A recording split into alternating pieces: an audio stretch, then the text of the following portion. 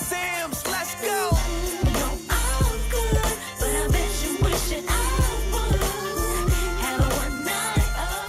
Hello everyone, it's your girl Miracle Sims and you're watching the GSL Talk Show. Tonight we're going to be chatting with the lovely Miss Amanda Blackwood, and she's an amazing artist, author, and has a powerful testimony that you don't want to miss. Stay tuned.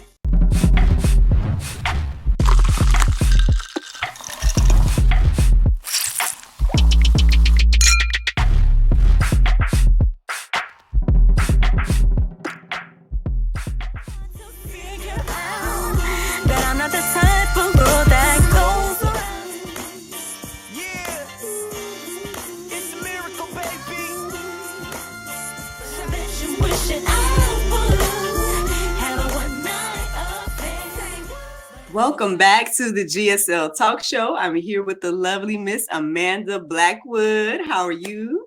I'm fantastic. Thank you. And how are you doing? I'm good. I'm excited to chit chat with you today and learn more about you and your endeavors. First, tell me where you are and where you're from. Well, I'm from everywhere. I've moved 43 times in my life, but I finally settled down in Denver, Colorado. Oh, okay. So does it have anything to do with the military? Because I know that's usually a story about military people. For the first several years of my life, yes, my dad was in the Air Force. I was actually born in Germany, and we moved all over the U.S. when I was a kid. And that only covers the first, I think, 9 moves of my life. The rest of it was because of everything that I went through afterward. Oh, okay. Look like that's a little bit of foreshadowing. Hopefully we'll get to hear a little bit more about that, because it definitely sounds interesting. I know I had a friend of mine that's kind of like, when we talk to her, she's in this country or she's in this city and things like that. I'm like, on one hand, because I do want to travel and stuff, it is, inspiring to hear when people, especially if you like live in different countries and stuff like that, it's kind of a cool thing. So I'm excited to hear what else is going on with that. Okay. All right. So speaking of, just tell us a little bit about yourself, Miss Blackwood. Well, these days I am a year and a half into a brand new marriage. We are still newlyweds. My husband and I, we were talking before we started the recording, we've got 6 cats. I've got my first grandchild. We're about to have our second grandchild. His daughter is going to have a baby at the end of this year. I'm super excited about it. I love being a grandmommy. I'm also an artist, an author of 13 books and counting, a motivational speaker, a trauma recovery mentor. There's a lot of hats that I wear these days, but mainly I'm known as a human trafficking survivor. Oh, wow. Okay. Here we go. All right. Well, I'm sorry to hear that last part, for sure. We've actually featured another young lady, and we actually have a whole playlist dedicated to her and her journey and whatnot, as well. So, okay. I know that's a heavy topic, getting on the human trafficking aspect. But I mean, if we keep it light for a moment or whatever, congratulations, right? On the new wedding and things like that, and the marriage and everything. Sounds like things are going well, growing, blooming family. You said grandma. I'm like, grandma, where? What do you mean? Yeah. Yep. My son just had a child in May on Mother's Day of this year. Aww. He and his wife. And then next one's coming up before the end of the year. So I'll be a grandmother twice before the end of the year. Wow. Look, so in the first time, right? Yes.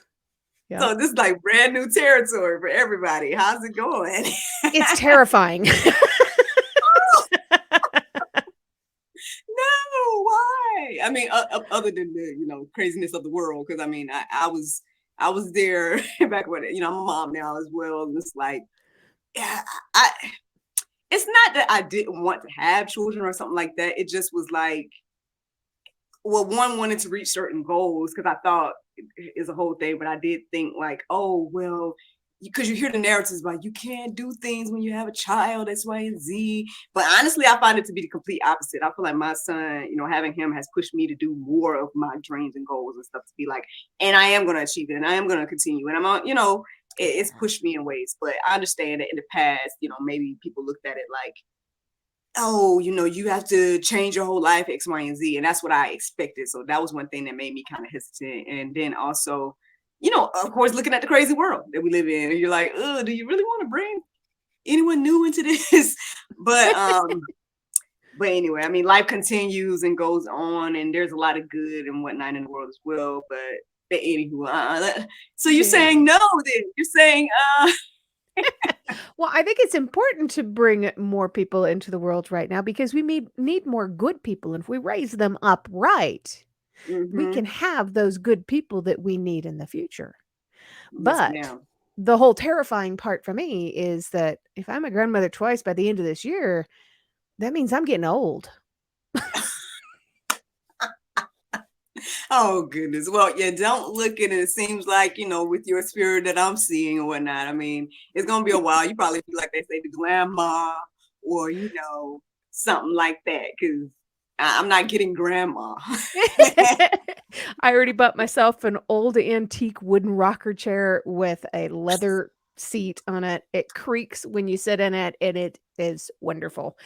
I cannot Love it. wait to have grandbabies over here and to be rocking them to sleep while I'm reading them a story.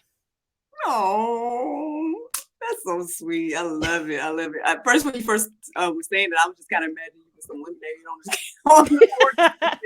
But in the house, or if you're inside, either way, it's really cute. I love it. I love it. Well, congratulations to the growing family. I know you all are contributing to the good people in the world, so to God be the glory for that. And yeah. So anywho, well, I mean. So, and it's okay. So you sound like you have a lot of other amazing things going on as well. Cause you mentioned the art, which I have a heart for artists, man. I have such an appreciation for you all. Like I try to dabble in paint a little bit. I think I do okay with like the stuff that's not stuff, like, just paint splatters and stuff. Like I think I'm okay with that and stuff. But I have so much respect for, artisans and whatnot. So what kind of art are you into? Well, if you see this piece right behind me, this is one of mine. This was Oh, okay. 5 months after I started painting. I created this painting. This is a print of the original. The original is hanging in a home for human trafficking survivors in Chicago. It hangs with the essay that it's titled "Carry Your Own Baggage," because so many of us have to carry our own baggage throughout life until we find a safe place to set it down. Mm. Wow. Did you write that? Yes.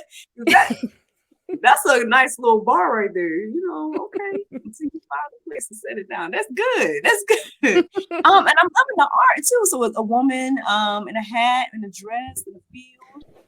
And I ended up Right. using that on the cover of a book that I wrote about my grandmother's life as a wing walker, the 1930s and 40s.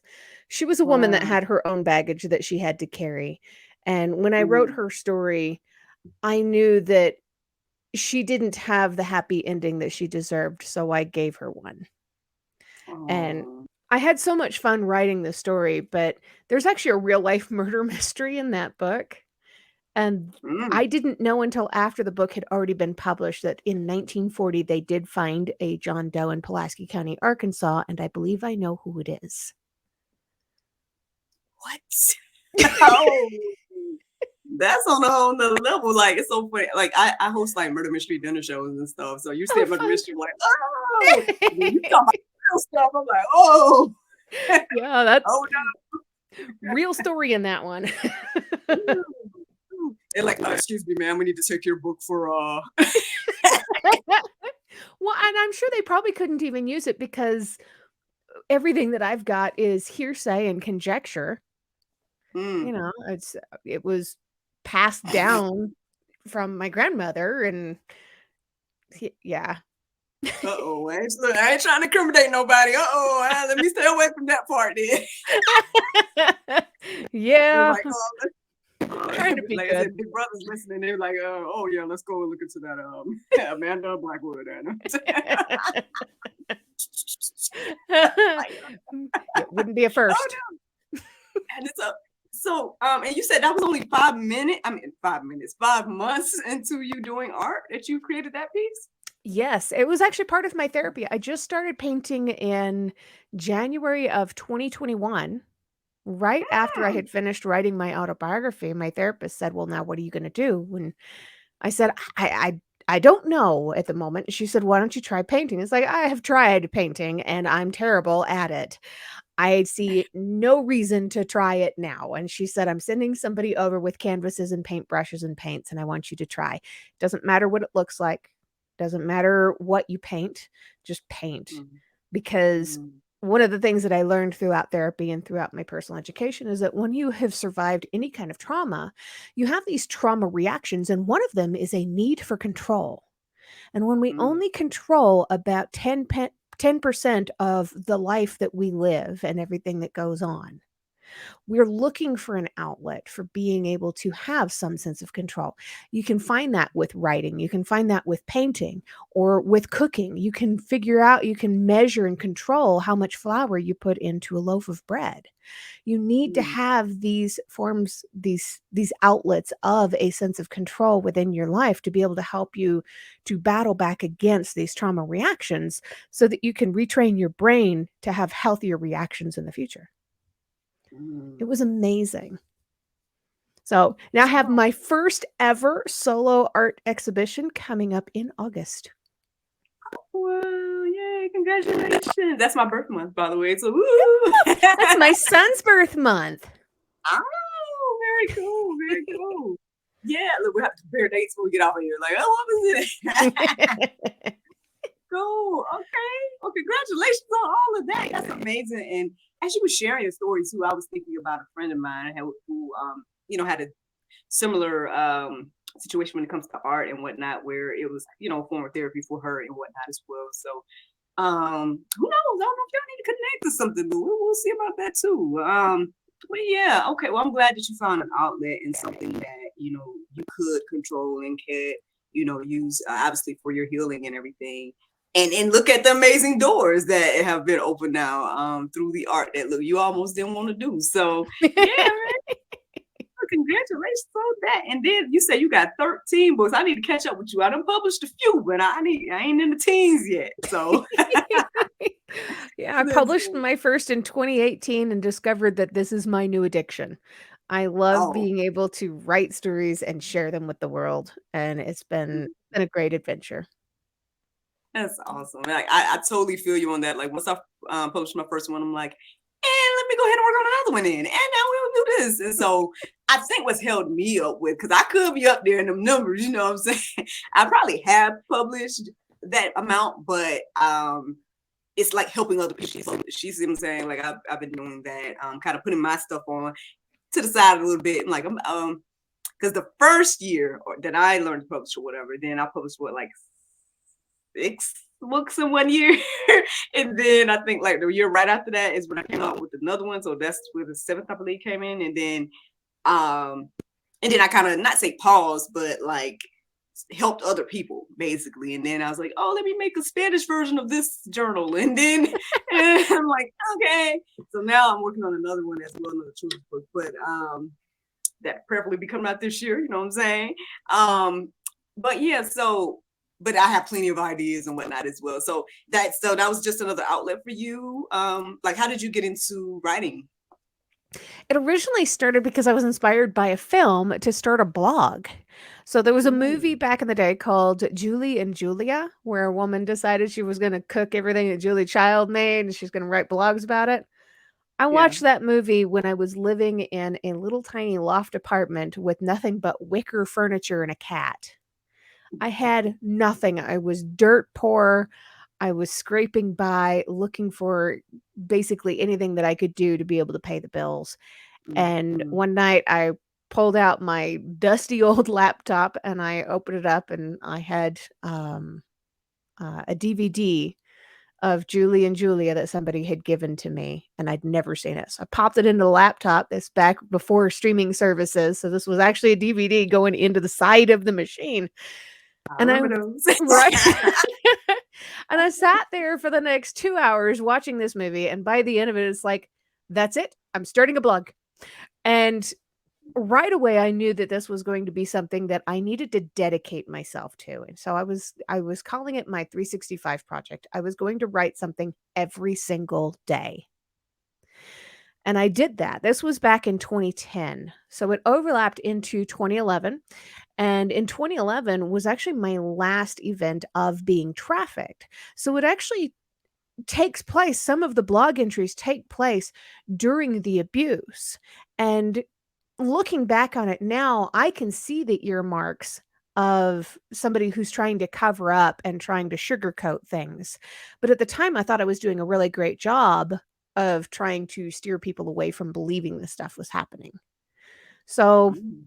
fast forward many years, 2018, I decided that I was going to finally start telling some of my story and my truth, but I couldn't talk about what had happened in 2011, not yet. So I talked about things that had happened earlier. I had been trafficked 3 different times. When I wrote my first book, I thought that my second event of trafficking had been the only event of trafficking because it looked more like what had been sensationalized by the news. The other 2 Mm. events did not, so I just thought they were uh, events of abuse, not events of trafficking. Later on, I learned the truth, and that's when I started writing a lot more about it. So I had all of these, what I called microbiographies. So little snippets, little pieces of things that I had been through, where I was writing them in 65 to 80 page books and publishing them. And it was Mhm. in 2019 that I had a severe attack from my former trafficker. And I decided that if people were going to be finding me on the internet and finding me in grocery stores because of what he had posted on the internet, then they needed to understand why. So it was in December of 2020 when I wrote my full autobiography. This was towards the end of my therapy sessions and right before the therapist told me to start painting. But being able to write has been such a huge outlet for me to be able to let go of this stuff. Not only do I have control of what words I put on the paper, and that's my, being able to have that sense of control, but Mhm. I can narrate the story in such a way that I can also control what it is that people see or read or understand about me and about my experience. Mhm. But it also gave me the ability to put it all on paper, set the paper down, and walk away from it. And I left Mhm. all of that trauma, all of those experiences, all that negativity on the pages. And I Mhm. literally left them in another room. Mhm. I don't mess with those unless I decide that I'm going to go and enter that room now in my mind or look at the book and talk about everything that I went through. And I do this when I'm talking on stages or whatever, and it's a really great experience to be able to do this also with a sense of humor and make people laugh because it's such a dark subject. You know, Mhm. I Mhm. don't want people to leave the room feeling like they are defeated and we live in a horrible place. I want them to leave the room feeling like maybe you can't change the whole world, but you can change the world for one person, and it's worth Mhm. trying. Mm. That's that's a beautiful sentiment and something to reflect on and whatnot. Do do you want to share when it comes to the beginnings of this and whatnot? Because I know that my former guest that has dealt with trafficking and whatnot, she mentioned events where there were relationships or people that would pop up in her life and things of that nature where she's just thinking it's a normal situation and then it turns out to be something completely different, whatever the case is. Like, would you say that was a similar thing that happened with you, or like how did this come to be? Yeah, that's exactly what it is. For 85% of all human trafficking cases, they're trafficked by people they know and trust already. So Mm, we see it sensationalized and talked about in the news all the time about kidnapping victims and that kind of stuff. It's such a small percentage. And if you think about it, it makes perfect sense too, because if you're a total stranger and you pull up to a curb somewhere and you snatch somebody off the streets, what's the first person that person's going to do? What's the first thing they're going to do? They're going to fight. And they're going to fight like their life depends on it because it does. If instead you know little Sally next door that you've known basically her whole life and she trusts you, You can easily manipulate her into doing things you want and then blackmail her into doing other things that you want. And you can progress this. So, most people that are trafficked are usually trafficked by people they know and trust and love, like neighbors, parents, grandparents, aunts and uncles, and boyfriends and girlfriends. In my case, the first time it was a boyfriend. The second time it was basically roommates. And the third time was a man I had known for 7 years who was a police officer I was engaged to be married to. You trust these people. You think you know these people. They use that against you. Oh, Lord. Well, I mean, it's so true, and it's sad as well, because then you have, I guess when someone hears things like this probably makes the hair stand on end to be like, I have to be on guard about everybody I encounter. And I guess you do, right? But I mean, obviously you can help us through your journey, and I guess will help you find peace in the middle of your situation to hopefully help us or enlighten us for things to look out for or things of that nature. You know, like when I reflect or think about again the other young lady, basically as she shared her story, it just started to, there's just things over the years started to make more sense hearing the other side, because I did grow up, for example, seeing again the different missing people on the Walmart wall and all these different things. So you hear about this stuff all the time. I want to say it's not the craziest thing I've heard, but one crazy thing that I heard that happened here in Georgia was some years ago, was this young man, his body was found, I guess he was into basketball and whatnot, his body was found wrapped up in the I think like the wrestling mat. And then not only did they find his body there, but then they found organ missing and whatnot. So we hear about that and all of that type of stuff. And you hear these things happen. But for whatever reason, it seems like people aren't concerned, or it feels like it's too far away.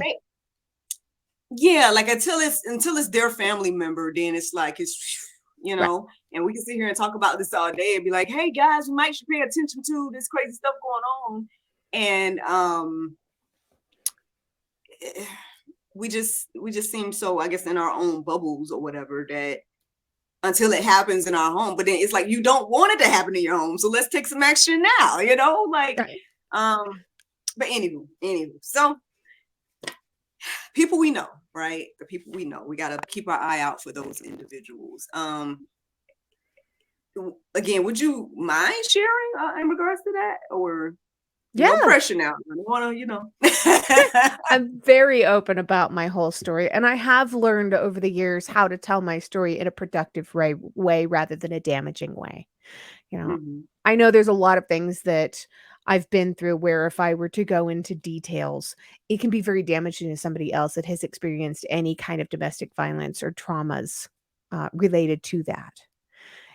You got to be careful when you're telling your stories. You want people to listen and to be engaged, not to be traumatized.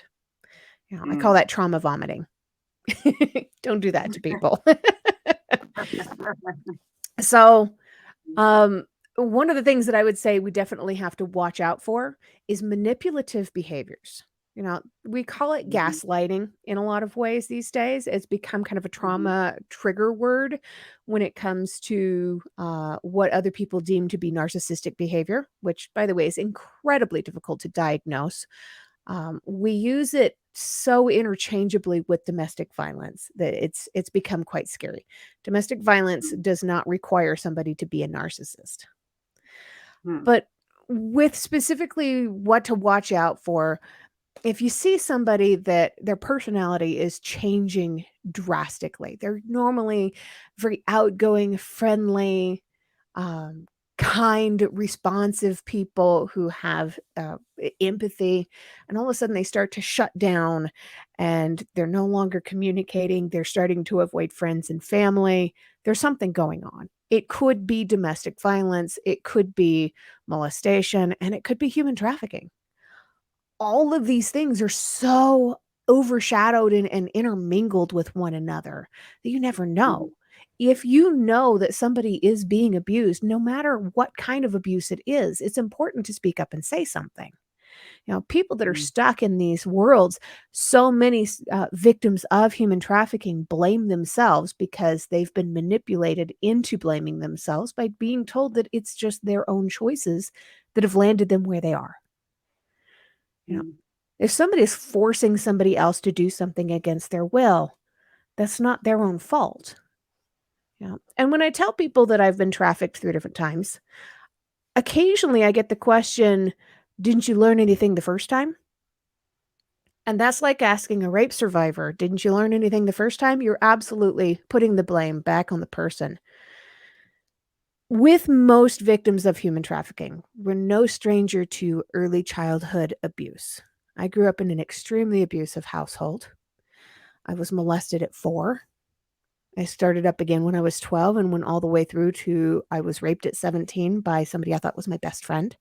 I was trafficked at 18, again at 19, and trafficked for the last time at 31 years old. So when you grow up being molested like that and being physically abused by your dad or emotionally and mentally abused by your mom, and you're surrounded by all of this stuff, you start to believe that these things are normal. You think these people love me and they hurt me.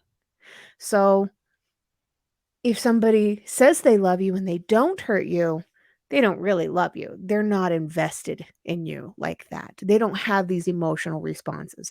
And you become addicted to this emotional roller coaster to the point where you start seeking out these kinds of relationships in real life. Well, these kinds of relationships, these are the kinds of people that are going to be the manipulators. They're going to be the ones that are abusive. They're going to be the ones that are going to exploit you because they know what your vulnerabilities are. And they're typically, those are the traffickers. mm, mm. So what kind of situations did you find yourself in as being trafficked? Because again, like could I guess, and again, for people that are listening and watching this, right, to understand that, if these type of things are happening, you're probably in the type of situation that I was in, for example. Um, Again, if you feel led to want to share that part, like what could we look out for that people were asking of you at that time and things like that? Well, it's really important to understand and to recognize what human trafficking is. Mm, So, the Department of Homeland Security defines human trafficking as the use of force, fraud, or coercion to obtain labor or sex acts from another person. So, if you notice, mm, there's no mention of transportation because human smuggling is separate from human trafficking, even though there is a big overlap. And there's no mention of money. So, mm, prostitution does not equal human trafficking, and human trafficking does not equal prostitution, although there's a massive overlap there too. 95% of women in prostitution are victims of human trafficking. More than 85% of pornography is created using victims of human trafficking. These numbers are staggering. They're absolutely incredible. Another surprising number is that only 1/4 of all victims are under the age of 18. We talk about save the kids, and it's become kind of a political hashtag to use the save the children. It's been hijacked. Um, but it's not a political matter. It's not going to affect one race or gender or sexual orientation more than any other. mm, All people are vulnerable if they have experienced any kind of trauma in their early upbringing life. They're going to be easily targeted and manipulated. For me, the first time I was trafficked, the man who was my boyfriend at the time, I was 18. He was more than twice my age. He loaned me out to a buddy of his for a birthday weekend, and I was locked up in a hotel room in Las Vegas, Nevada for 52 hours and repeatedly assaulted. I was told if I left the room, I didn't have a room key. I couldn't get back in. He had my driver's license, so I couldn't go to the police and say, "This is who I am. Please help me." I would have ended up homeless in the streets of Las Vegas with no way to get back. Even if I did get back, it would have been noted that I had abandoned my supposed caretaker for this event, um, I wouldn't have been allowed to go and collect my things, and I would have been stuck without the driver's license again. Um, I also didn't have a birth certificate or social security card with me. I had no way to identify who I was and no way to be able to reclaim any of that.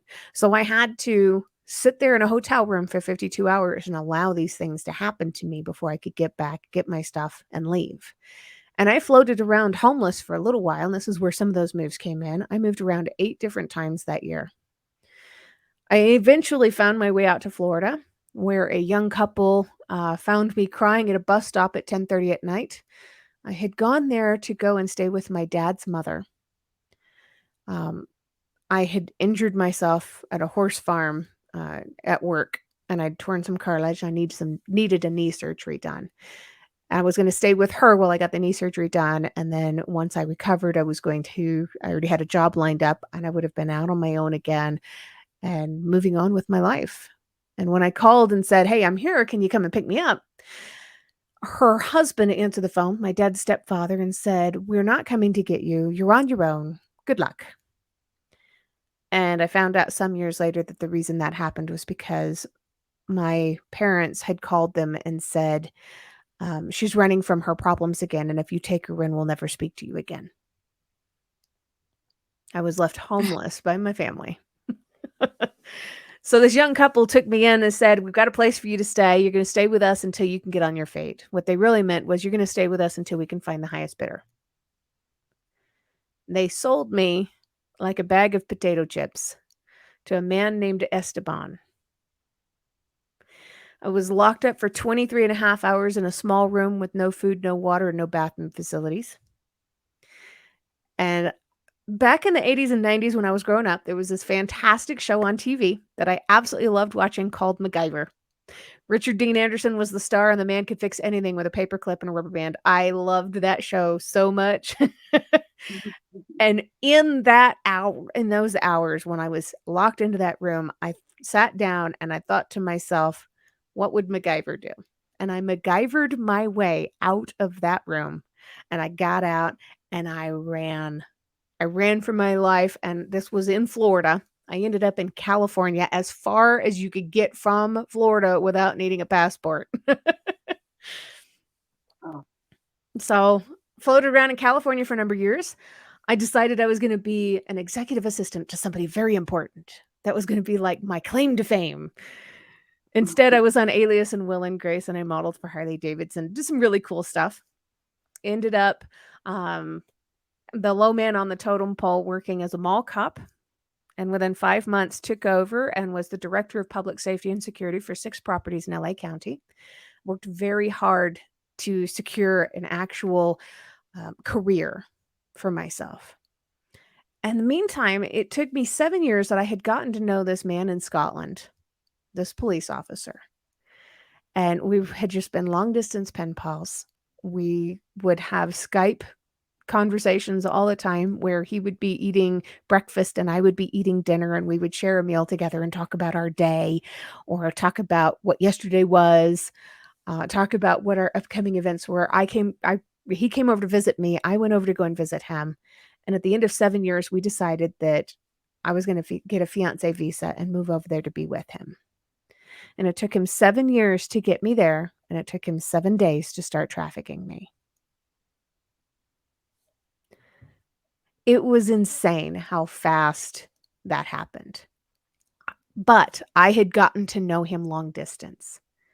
When you get to know somebody long distance, one of the dangers is that they only have to be that person when they're interacting with you. They don't have to be that person 24 hours a day.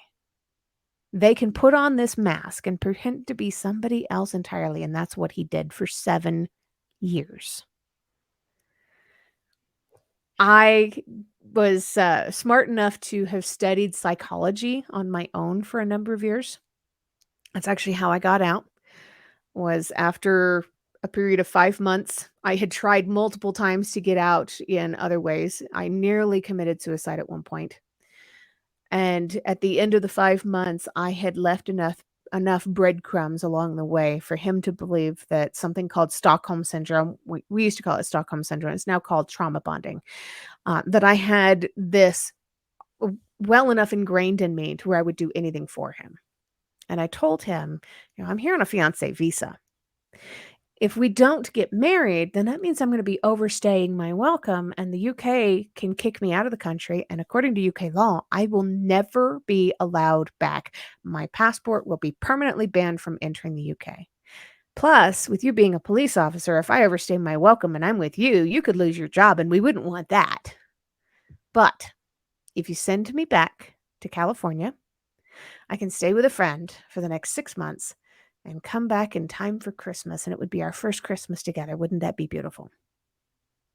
Within 2 hours, that man bought me a round-trip flight. During that time, I had a severe kidney infection and missed a flight, an emergency flight home that I had purchased secretly. I nearly committed suicide. I had a kidney infection so bad it nearly killed me. I lost 78 pounds in 5 months. I lost my dignity and my self-respect. Since then, I have gained back my dignity, my self-respect, all 78 pounds and plus some. Uh, and I have gotten so much stronger. And one of the things that I had to learn from all of this was we've grown up hearing the phrase constantly, what doesn't kill you makes you stronger. There's even songs with that title. More than one. There's one that's very famous. I love it, but I don't agree with the saying. What doesn't kill you makes you stronger is an aphorism that was coined by Friedrich Nietzsche in the 1800s, who then later on died in an insane asylum. I think we can let go of his teachings. It is not the abuse that makes us stronger. It is not the abuser that makes us stronger. It is God. It is our will to survive. It is our never-ending desire to continue with our lives, to fight back, and not knowing that we have any other option. We already have that strength within us. We just have to dig deep to figure out where it is and to bring it out. And in 2019, that man in Scotland who had trafficked me made me famous on a pornography website, to the point where I was recognized in a grocery store and asked for my autograph, not because I was on Will and Grace or because I was on Alias or because I had modeled for Harley Davidson or blue jean ads or cosmetic commercials, not for any of the really cool things that I had done, but because of what this man did to me. And that was when I immediately got into therapy and counseling.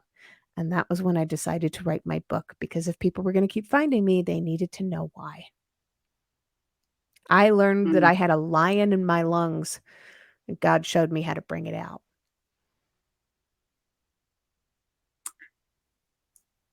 Well, again, to God be the glory for where you are now and today. Thank you for, the vulnerability of being transparent and sharing your story with us.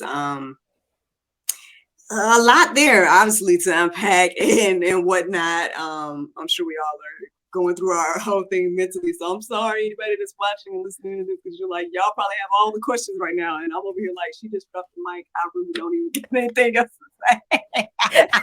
So y'all probably got the questions early, but y'all can, throw it on the, throw it in the comments, and I'll be sure to let her know what y'all questions are and whatnot. But honestly, like, I'm grateful to have met you. I'm grateful that, to hear the beautiful outcome of those traumatic and horrible things. And I thank God again for the tenacity to push through and to continue to live and to continue to, fight this thing and head on in some ways and whatnot. And so, yeah, like I said, I'm sure there's plenty of questions, right, that could be asked about all the different scenarios you just shared, but I don't know. I don't necessarily even feel led to ask anything in particular at the moment. So I don't know. Like, maybe I'll just continue to just let you, is there anything else, right, that you really want us to know from, I guess, not only just from the situation, but then, just from your life in general, whatever the case is, like when you was coming today and we were going to record, like, is there anything that you had in your mind that you're like, I definitely wanted to make sure I say this? or that?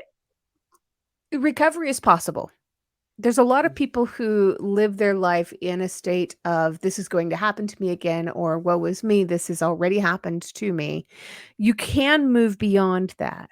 There's people who believe that they are not worthy of love, and they are.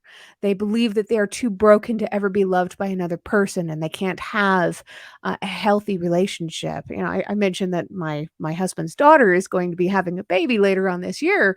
That's my Mhm. husband. We've been married for a year and a half. We met the month after my autobiography was published.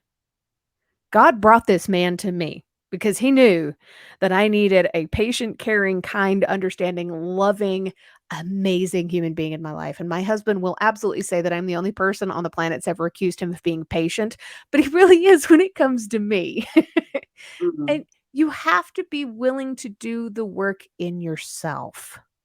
You can't Yes. just pay a therapist and expect them to wave a magic wand and make you all better. You have to do the work. You have to be wanting and willing to do the work. And it's absolutely worth it because you can move beyond the past and have these beautiful relationships with friends, with, in some cases, family, not in my case, um, but with loved ones. You can have a healthy and happy and communicative marriage, and it's such a beautiful thing to be able to have that. I want to encourage people to find their path to this recovery so that they can engage with these relationships and finally have something that seems a little bit closer to a normal life. It's Mm. possible and it's worth it. Yes. Yes. I see. That is one thing that did cross my mind to say, and it came back. So I don't. Maybe I should I say it. I feel kind of bad to say it, but I mean, I hate to say this, but shame on your parents and your grandparents. I'm sorry.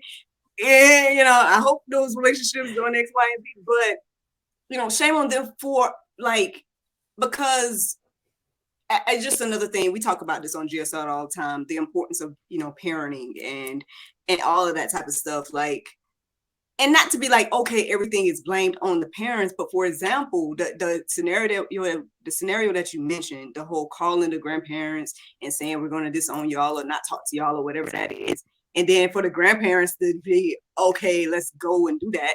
Like, I mean, what are we doing here? I mean, I couldn't fathom that. I couldn't understand that. I don't think I would do that to my son. But hey, I don't know. I'm just now starting in the parenting game, and I'm not sitting here trying to act like I'm a expert about everything or whatever. But yeah, there's times to let your kids learn, right, lessons. So I get that. But on the flip side, it's like I don't know. I just feel like that could have been handled in a different, better way. Like, and I'm sure we all kind of you maybe in particular for definitely was like what would my life look like if my parents had handled this in a different way, or my grandparents. Like, I mean, sorry, step grandfather, but I mean, not say who are you, but I mean, I don't know, grandmother or somebody should have been like, forget all of y'all, right? I'm the matriarch of this family. I just don't know. Like, I don't know.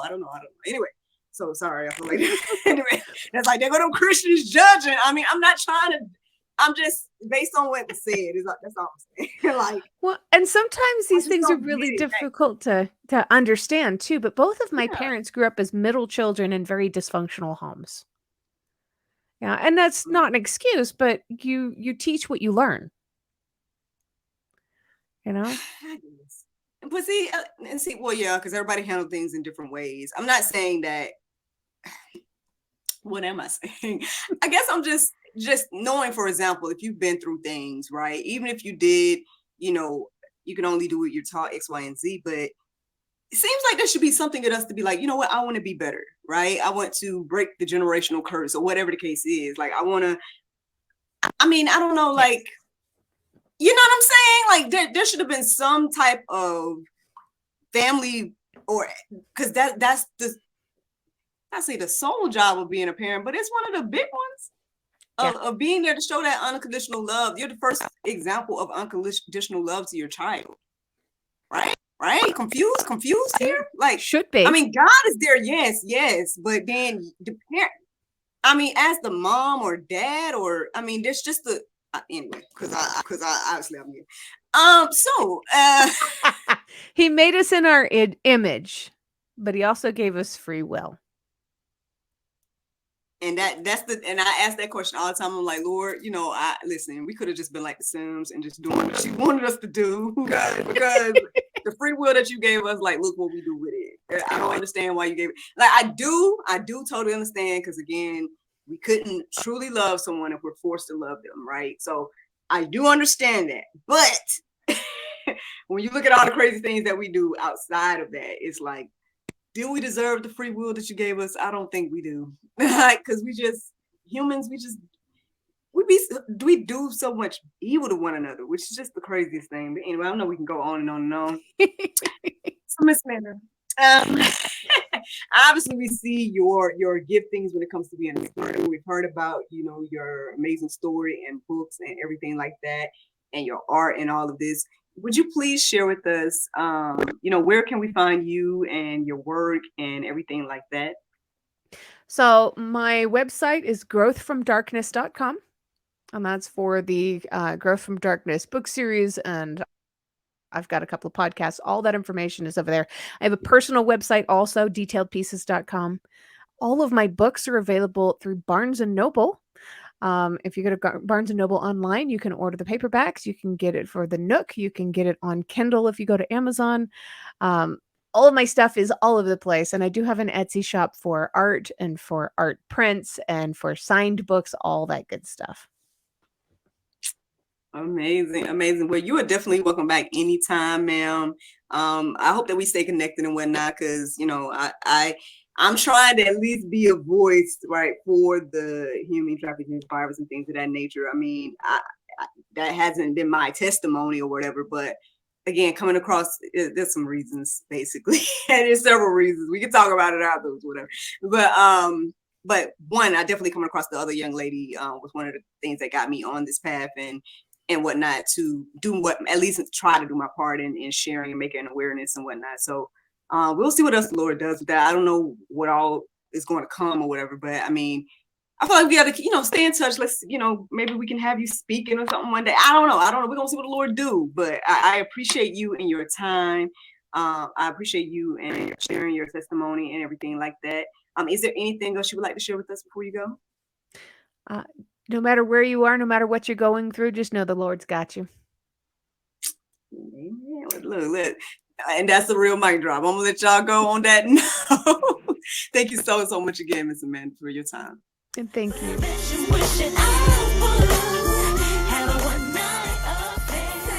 Thank you so much for watching the GSL Talk Show, and thank you to Ms. Amanda for joining us tonight. I hope that you all enjoyed the conversation.